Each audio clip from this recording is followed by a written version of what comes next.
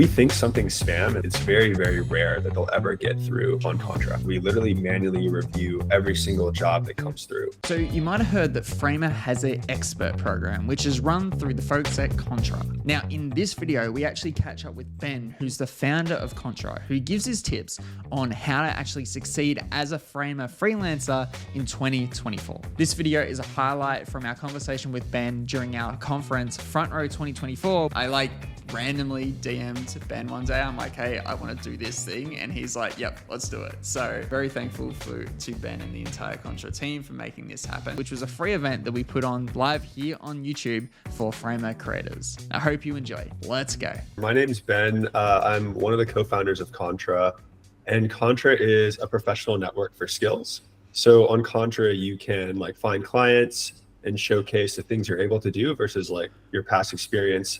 And we're 100% commission free. So that's kind of the big sticking point there. So you can think of us maybe like an Upwork, maybe like a Fiverr, but a lot more just independent friendly, a lot more client friendly. As we kind of continue to build with this user first mindset, product first mindset, it's becoming easier to monetize over time.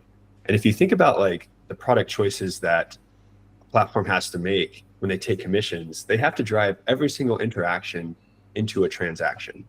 They are incentivized to do that. Whereas since we don't actually make money off the commission fee, we enable things like open browsing, openly indexable profiles. So we get a lot of benefits from SEO. And then just the product UX patterns we can follow are a bit different. So we have more freedom. And so I think ultimately we're going to make a much better platform. And we're kind of seeing that in the very early days because it's our 3-year anniversary. So we have a ways to go. Yeah, that's exciting. We started out as a pure marketplace, and then we really pivoted into being more of this network with identity tools and community. And then we really started focusing on the kind of financial infrastructure that needed to exist to make this platform work. And that's really hard to build. But now we're in a pretty good place there. We really want to bring back community.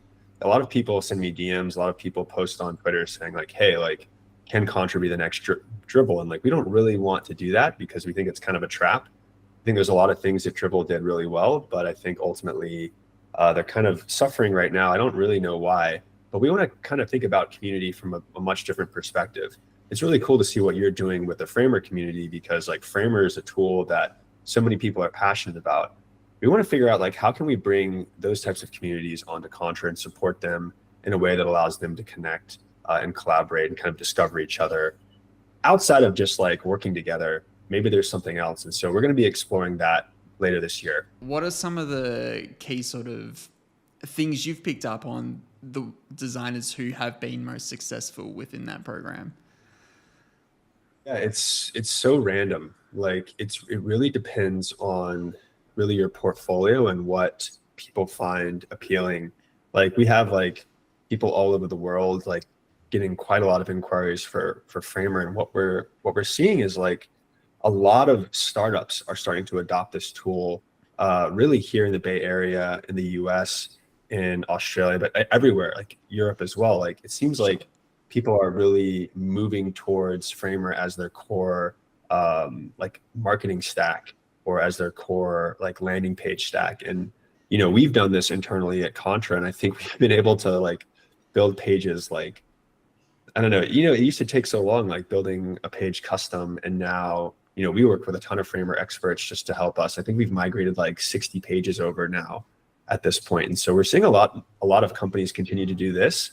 I think the next big wave is going to be when agencies really adopt this the way that they adopted Webflow back in the day. And we're starting to see that very early days. And so in order to stand out, I think just pick your, there's so many talented designers who can now push straight to web with Framer. So obviously adopt the tool for one, but if you have an interesting kind of angle on your designs, or you have maybe an interesting style, someone's going to like that. And so I think just put yourself out there, obviously share your work on Twitter, join the Framer expert program, make a profile on Contra, and there's a lot of demand, and I think it's only going to grow. So it's interesting to see the kind of tailwinds that the community already has.